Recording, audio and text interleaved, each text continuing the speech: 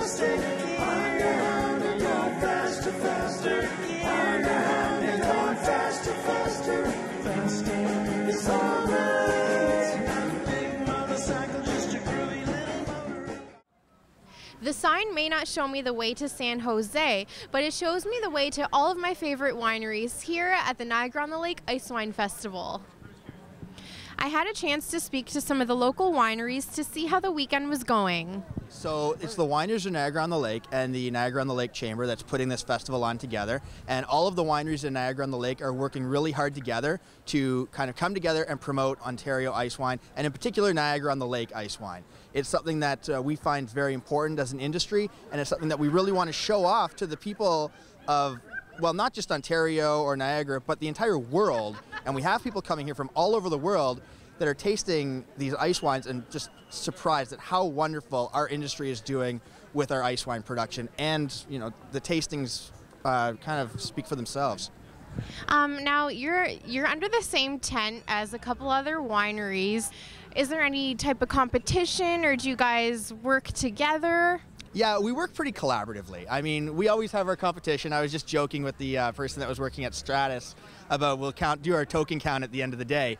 But we're all pretty collaborative. It's really nice to get out and taste all of the different wines.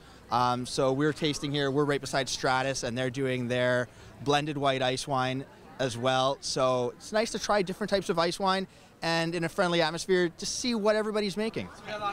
Sarah, so you're a student at Niagara College. What year are you in? I'm in my first year right now in the Winery and Viticulture Technician program. How are you liking it? I'm really enjoying it. It's very thorough. You're able to do everything from harvesting grapes, vine maintenance, and then everything to do with the processing of the wine at the winery. Tell me, how important is it to learn what you're learning in an area like this of Niagara? I actually relocated from Toronto just for this program. There's similar programs available in Toronto at other colleges, but to be immersed in the Niagara region where all the wineries are with professionals teaching the program, there's so much advantage to that.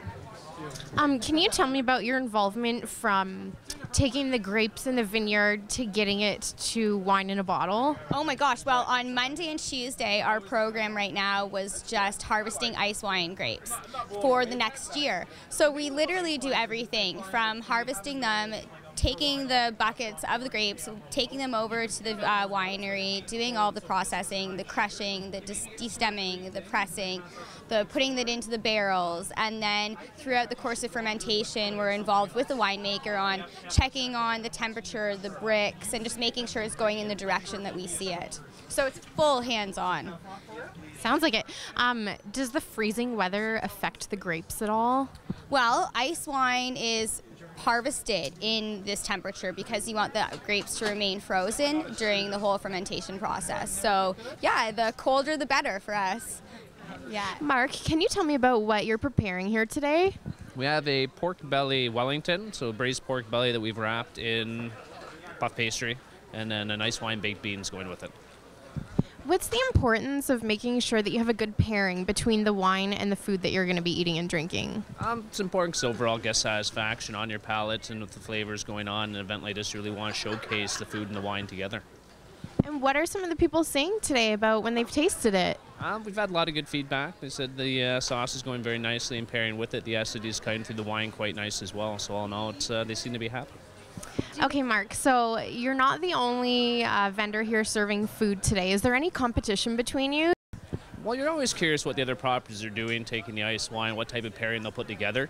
I wouldn't say as much competition to sort of open our eyes to what's going on. We don't have the chance to go down and see the other places that often because we are working so much. But it's nice to see what other people are doing, and we will count the tokens at the end of the day and see who did come out on number one.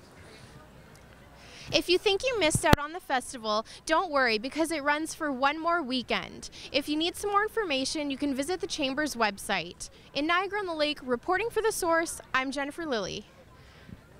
And no, Jack, that bottle is not for sale.